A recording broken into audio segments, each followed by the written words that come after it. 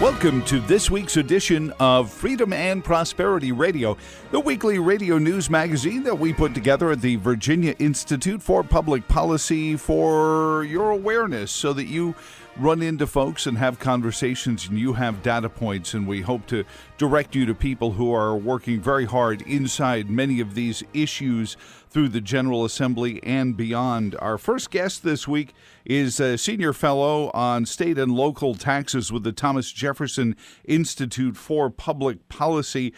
Stephen Hayner is back on the program with us. Stephen, welcome back. How are you doing, sir? I'm doing very well. I hope everybody's healthy. Oh, I hope so too. Believe me, heading into this holiday season and the ramping up of the COVID fears are beginning again. And I was told our special session, which just concluded, was supposed to be about COVID-19 and the emergency that we needed to address. And it really wound up being more about the riots, which didn't turn into super spreader events, but criminal justice reform, punishing the police for doing what the legislators asked them to do. So in that, give the General Assembly session a letter grade. A, great, they did great. F, they failed, and they need to come back and show us their work product again. Yeah, I mean, if you're a pro-business, low-tax conservative, you give it a D. You could have done worse, I guess. You give it a D. Mm-hmm. And if you are one of the woke liberal activists, you probably give it a C+ at best, because oddly enough, they're not very happy either. They don't think they got very much of what they wanted, and they're right. An awful lot of their proposals actually did not pass. So it was on some of those criminal justice issues. There were some significant changes. There were some significant bills. But if you were looking to completely defund the police or take away their protection from lawsuits, take away any sovereign immunity they might enjoy, that bill failed, for example. So, Steve, let's talk about the fiscal issues and the spending, and it's all well and good until the rainy day fund is gone. It seems like, because that's what we're tapping into here for all of the additional money for all the people who have been told by the governor that their contributions to their community are not essential. Well, it's true. That's what he's done, is he's told this massive portion of the population, we don't need you right now. And then had a whole press conference about a month ago about the troubling spike in mental health issues. And don't know where that came from. So talk about what's going to happen in order for us to, get our fiscal house in order and. Well, let me jump in right there, because so in the wake of the crisis, back in the spring, the governor and his staff did basically put a hold on a bunch of new spending. I mean, they were spending scheduled to come into effect with July 1st with the new budget. And they froze that. They didn't cut it. They didn't strike it out of the budget. They froze it, waiting to see, what would happen. And I can tell you what's happened is that our revenue in Virginia is actually doing extremely well. The revenue collections for the first quarter, July, August, and September of this year, were 10% higher than last year, 9.9% higher than last year before COVID. How does that happen? He'll have lots of money. This is not a story that's getting told, but unless you read, Bacon's Rebellion, the stuff I write for Thomas Jefferson Institute, it's the stuff that's not getting told. Now, the special session tried to spend an awful lot of the money, and the governor did resist that. So they're gonna come into the session in January, I think, in very good, from their point of view, lots of money to spend. I mean, I'm not sure that's good for the rest of us, right? But they'll have lots of money to spend, and again, I think they're being careful. They want to be sure there's not another recession. That the recession doesn't come back in full force. But they, on the fiscal side, I will give the governor credit. He did basically tell the legislature, don't spend a whole lot more money. Don't come in and spend all this money, and they have shown some discipline, but at the same time, that discipline will not hold in the full session, the regular session in January. So what do you credit that to? Is it the resilience and the creativity of the Virginia entrepreneurial mind to say, okay, I can't go to job X that I normally have? I'll give the governor credit. He didn't close Virginia down nearly as harshly as some of his fellow governors did. We're not Michigan. We're not California. So for example, I used to work at Newport News Shipbuilding, huge employer. That never shut down. In other states, a company like that would have shut down. 20,000 employees. Mm-hmm. But here's why we're in such good shape. Because before COVID ever came along, the governor signed major tax increases. And it takes a while for tax increases to show up. You don't get the money immediately, and it's now showing up. So you had the big tax increase on income that came about because of the federal changes to conformity. Right. Virginia had a chance to cut its taxes and didn't do it. Mm-hmm. So it's collecting all that money. Then they decided in 2019 to go ahead and start taxing internet sales. That, of course, was, a Supreme Court decision made that possible, and they took advantage of it. And I'm not saying that was a bad policy. I think it's only fair to the brick and mortar guy that the Amazon has to collect tax as well. So they did that, and of course the timing was perfect because, of course, we've all spent the last 8 months spending money online instead of going to a store. Truth. I guess. And then the third thing was the transportation taxes. So the 2020 session, huge increases in transportation taxes, all of which went into effect. You don't notice it because the price of gas fell, but the taxes are there. The taxes, your gas would be a lot cheaper today if they hadn't passed those taxes. We noticed those three tax increases are why Virginia is floating in black ink and not looking at red ink. So when they convene, and I was shocked, Bryce Reeves was talking to me the other day, it's only 8 weeks until they're back in session again. It's barely time for their seats to get sanitized.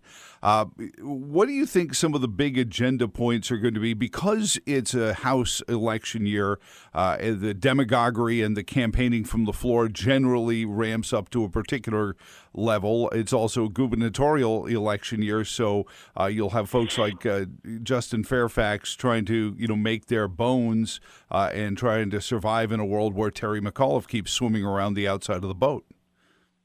I think you'll see a repeat of some of the issues that they've tried so far and failed. One issue that failed during the special session was to create a presumption that if you get a case of COVID, that it's a work disease, a work-related disease, and put all the burden on the employer to provide the insurance and the disability payments and all that. The workers' compensation is always a big issue, but now they're trying to make workers' compensation, create a workers' compensation for a pandemic disease. I mean, they can't. In very few cases, you can't prove where someone got this disease. Right. But they want to force the employer to assume the employer, is the one that made them sick. So I expect that issue. I expect another issue. They fought a very close battle last session on paid family leave, and again the COVID thing brought that to the forefront again. And I expect another big fight over the right to work law. And they came very close to killing right to work, close enough to try again. I expect them to try again. I think there will be some tax increases, and I know what the Green New Deal bill will be. The big Green New Deal bill fight this time will be over this transportation and climate initiative. It's a carbon tax on gasoline and diesel, and that's going to come this session. They're gearing up for it, and that'll cost. You'll see some numbers come from us next week, but the average Virginia family, that could be $700 a year. Because it's not just the gasoline they have to buy; it's the impact on the cost of everything else they have to buy. So it's a big tax increase to what they want to do for this carbon tax for gas. Stephen Hainer is on with us with the Thomas Jefferson Institute for Public Policy. You can also read him at Bacon's Rebellion. Thank you for reminding me of that. Stephen, I want to unpack some of the things you were just telling us about what could come in the General Assembly. First, let's go with that carbon tax, because I find that that's going to be a harder one to fight since they've already sort of tacitly approved the governor's 2050 zero carbon emissions despite having humans emitting carbon dioxide, which I'm sorry, it's what we do. I wish they'd at least be honest and say they're eugenicists. But beyond that, will the fight against that be even more difficult than the conservative voices in the House and Senate are right now because of their minority status in the seats? I think obviously it has been demonstrated that the challenge is to find some reasonable, moderate, in many cases, rural Democrats who look at this and realize what it's going to do to their constituents and break with the left of their own party. That's how you've kept the gun laws from going quite as crazy as they wanted. I mean, there's several members of the Virginia Senate on the Democratic side who have turned down several of these crazy gun ideas. So, I mean, that's what we're hoping for, is that there'll be some actual understanding of, if you live in a rural area and you drive everywhere you go and you have to buy a lot of gasoline, this is going to hit you very hard. And if you live in all the way in Western Virginia and you can drive across the line to West Virginia or Tennessee or North Carolina and buy gasoline, it's going to kill the local dealers down there. So I mean, I think there's a possibility. People don't understand this. It's hard to explain. I mean, the word I use, and I get pushback, it's rationing. They're going to ration gasoline. They're going to ration diesel. And if I can make sure people understand that, if we can get that point across, I think that'll make it a hard sell. I mean, they passed this bill last year, this Virginia Clean Economy Act, which will mandate that the General Assembly build offshore wind and solar, out the wazoo, an incredible amount of energy generation Virginia doesn't even need. But they're so desperate to build solar and wind, they mandated it. Well, the SCC, the State Corporation Commission, just recently said, in 10 years, a family's going to be paying $800 more a year for electricity just because of some of those things. And, well, this is another thing that's going to cost a family $600-700 a year. And if we can just make people understand that this whole Green New Deal idea is going to cost them a fortune, there will be pushback. We just got to get the word out. I think a lot of it got that pushback as people started to see the impacts 10 years ago of what was coming down the pike with, the climate accords and what would happen to home ownership and the costs that would be added and put onto the poorest amongst us. I mean, this is a regressive tax, Stephen. Yes. This is going to hit the poor communities the hardest. One of the advocates, for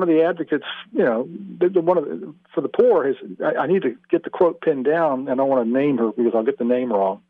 But on some conference call, she basically said this is just a tax increase on poor folks to pay for electric vehicles for rich folks, because they're going to take this money that they raise with this carbon tax and use it to subsidize electric vehicles. Well, you don't see a lot of Teslas in these poor neighborhoods. No. So again, who's buying those cars? And that's who's going to get this money. See, if only green tech had gotten off the ground, we could have been buying them. There's one for you Terry McAuliffe fans out there. Steve, now I want to go to the wind farms, the offshore wind farms, and wind turbines have a shelf life. I think somebody told me the on-land ones have about a 5 to 10 year life cycle.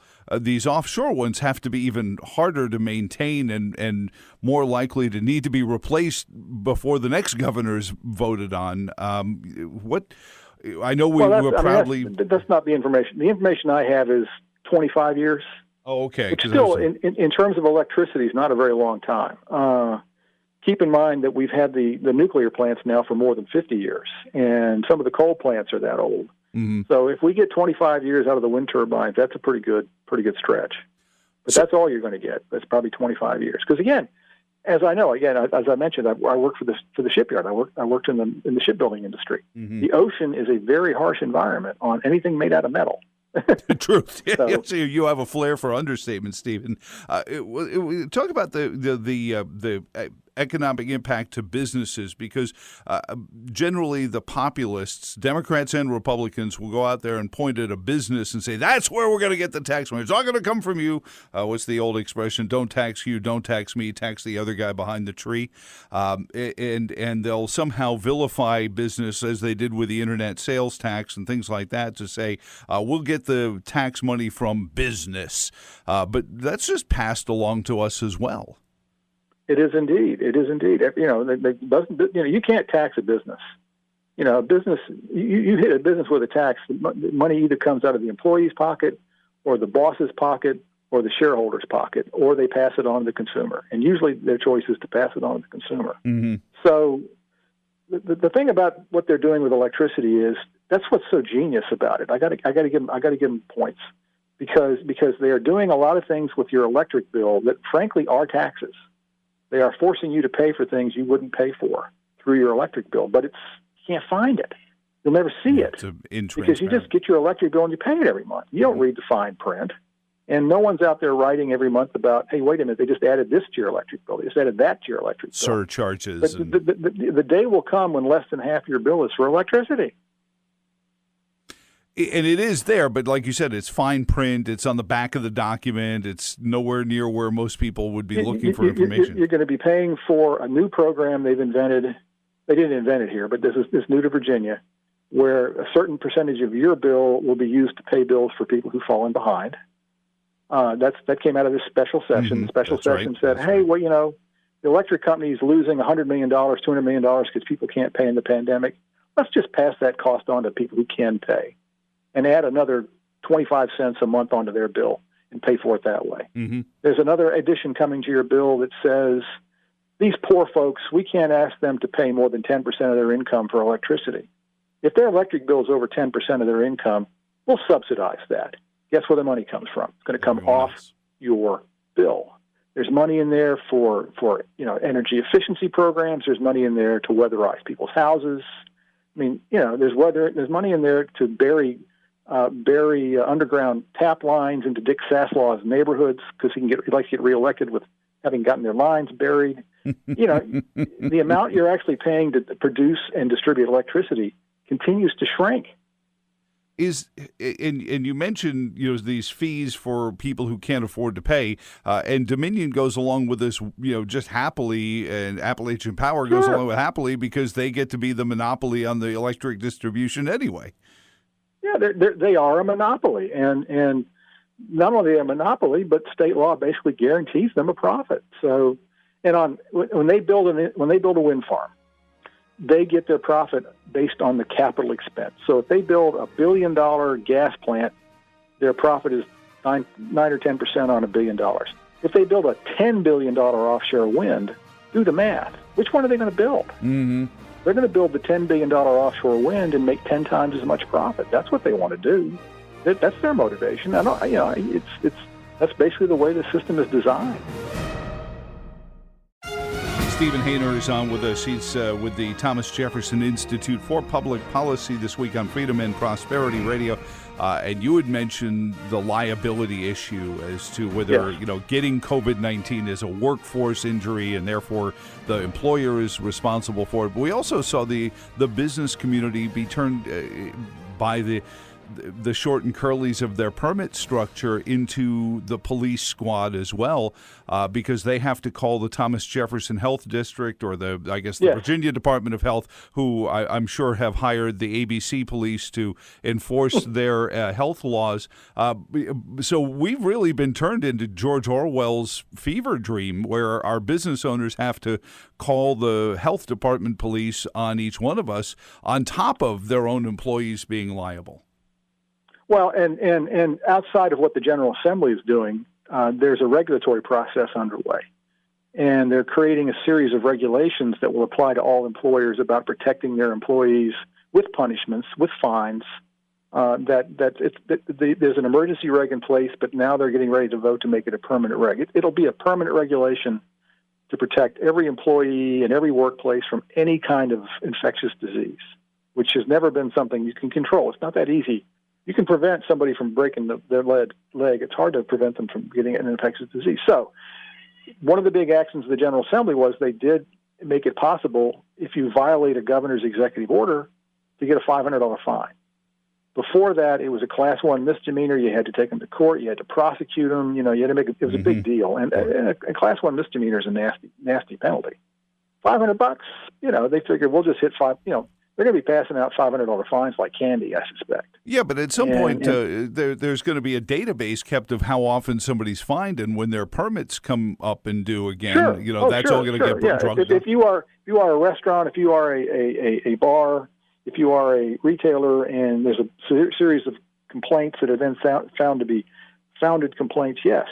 And if you are running a hairdresser or a barber shop, or other kinds of personal services, yes. Again, it is suddenly the duty of the employer of the business to protect the customer from any possible harm that might come their way. And it is an impossible standard. It is going to make it harder for people to get back into business. It's going to make it harder for people to make a profit. And I think it's going to be a reason why 3 years from now we're going to see that Virginia is really lagging behind some of these other states. There are states that have passed reasonable bills that said, look, you can't get sued unless over COVID, over somebody getting COVID, unless there's evidence that you were reckless, that you disregarded reasonable precautions. There's no such protection in Virginia. You can be sued. You can be sued, and you don't have anywhere to run and say, no, I abided by the statute. You can't hold me liable. I was doing all the rules. You don't have that protection in Virginia. It was proposed for the special session, and it was defeated. I was told that COVID-19 is the new manna from heaven for what we'd like to refer to, and I mean this with all due respect, ambulance chasers. It's the new I slipped on your sidewalk. And in this case, it starts to be, I was in Joe's Deli and I was in McDonald's. Oh, okay, let's sue McDonald's because they're going to go after the biggest pot. Right. Again, I think I have seen data indicating there are a lot of lawsuits pending. I don't know exactly what's happening in Virginia, but I'm sure that's the case, that there's going to be quite a bit of litigation. And again, unfortunately, what happens to a poor business guy is his lawyer comes in and says, look, we can fight this. It will cost you $500,000 to go to court and fight this. Or you can offer them a $50,000 settlement and move on. And he'll offer them the $50,000 settlement and move on. A lot of our small businesses can't afford that. Yeah. So it's going to favor the chains. And the lawyer will take 40% of that. Yeah, that's on top. So I want you to put your Larry Sabato mask on for a moment and look into the future, look into your crystal ball, hopefully more accurately than Larry's been doing lately. In the terms of internet, broadband for everyone from the government, and hospitals, where they talk about more protections for the hospitals of Virginia.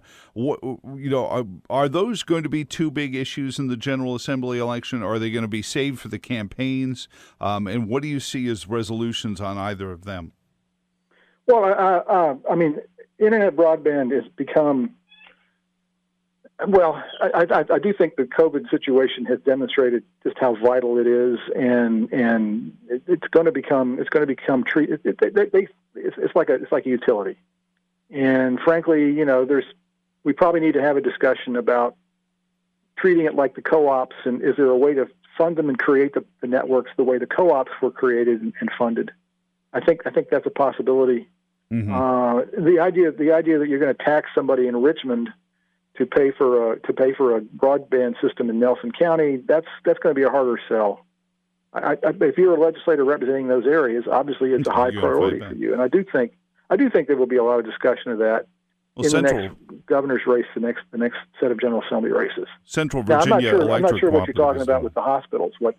This was brought up as they were, finishing up the session, that the governor was disappointed there weren't more protections for hospitals in this COVID world, to protect them from, overcrowding, or to give them more resources, despite the fact that Inova and UVA health systems both were furloughing employees during this because it was only their infectious disease wings that were seeing strain. Of